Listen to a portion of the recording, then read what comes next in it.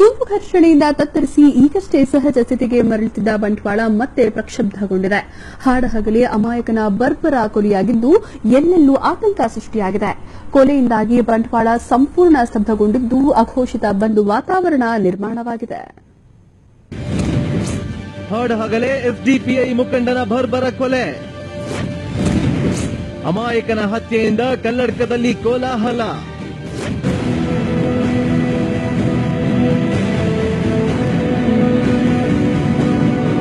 ಗುಂಪು ಘರ್ಷಣೆಯಿಂದ ಈಗಷ್ಟೇ ಶಾಂತ ಸ್ಥಿತಿಗೆ ಮರಳುತ್ತಿದ್ದ ಬಂಟ್ವಾಳ ಮತ್ತೆ ಹೊತ್ತಿ ಉರಿಯುತ್ತಿದೆ. ಇಂದು ಹಾಡಹಗಲೇ ನಡೆದ ಅಮಾಯಕನ ಕೊಲೆ ಈ ಪ್ರದೇಶದಲ್ಲಿ ಆತಂಕದ ವಾತಾವರಣ ನಿರ್ಮಿಸಿದೆ. ಅಂದಹಾಗೆ ಆಟೋ ಚಾಲಕರಾಗಿದ್ದ ಎಸ್ಡಿಪಿಐ ಕಲೈ ಅಶ್ರಫ್ ಅವರನ್ನ ದುಷ್ಕರ್ಮಿಗಳು ಬರ್ಬರವಾಗಿ ಕೊಲೆ ಮಾಡಿದ್ದಾರೆ.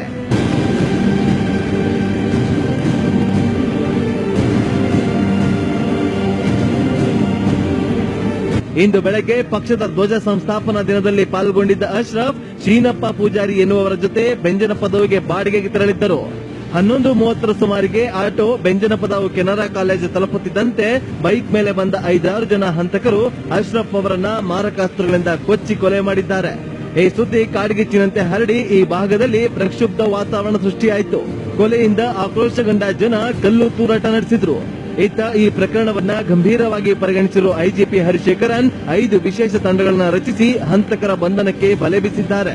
ಈ ಸಿಚುವೇಶನ್ ಅನ್ನು ಹತೋಟಿಯಲ್ಲಿ ತಗೊಂಡು ಬರಲು, ಶಾಂತಿ ಮತ್ತು ಸುವ್ಯವಸ್ಥೆಯನ್ನು ಕಂಟ್ರೋಲ್ ಮಾಡೋದಕ್ಕೆ ಮತ್ತು ಇಲ್ಲಿರುವ ಜನರ ಬದುಕು ಮತ್ತು ಆಸ್ತಿ ಪಾಸ್ತಿಯನ್ನು ಕಾಪಾಡಲು ನಾನು ಇನ್ನು ಮುಂದೆ ಇಲ್ಲಿಯೇ ಕ್ಯಾಂಪ್ ಮಾಡಿ ಇಲ್ಲಿ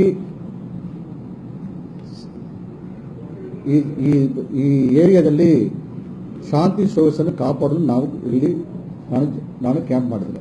ಎಲ್ಲಿ ಇವಾಗ ಕತ್ತಿ ತಗೊಂಡು ಯಾರು ಓಡಾಡಿದನೋ ಇವತ್ತು ಬೇಕಂದ್ರೆ ನೀವು ಪೊಲೀಸರಿಂದ ನೀವು ಪರಾರಿ ಇರಬಹುದು. ಇವತ್ತು ಈ ಪ್ರೆಸ್ ಮೀಟ್ ಮುಖಾಂತರ ನಾನು ಹೇಳ್ತೇನೆ, ನಾಳೆ ನೀ ನನ್ನ ಕೈಗೆ ಸಿಕ್ಕೇ ಬೇಕಂದ್ರೆ ನಾನು ಸಿಕ್ಕಿಬೇಕು. ಇನ್ನು ಬಂಟ್ವಾಳ, ಕಲ್ಲಡ್ಕ, ಮಾನಿ ಹಾಗೂ ಪರಂಗಿಪೇಟ್ ಸೇರಿದಂತೆ ಅನೇಕ ಕಡೆಗಳಲ್ಲಿ ಉದ್ವಿಗ್ನ ಸ್ಥಿತಿ ನಿರ್ಮಾಣವಾಯಿತು. 100 ಜನ ಗುಂಪು ಸೇರಿ ಗಲಾಟೆ ಆರಂಭಿಸಿದ್ರು. ಮುನ್ನೆಚ್ಚರಿಕೆ ಕ್ರಮವಾಗಿ ವಿಶೇಷ ಪಡೆಗಳೊಂದಿಗೆ ಸ್ಥಳಕ್ಕೆ ದೌಡಾಯಿಸಿದ ಐಜಿಪಿ ಸ್ವತಃ ತಾವೇ ರಸ್ತೆಗಿಳಿದು ಗುಂಪು ಚದುರಿಸಿದ್ರು.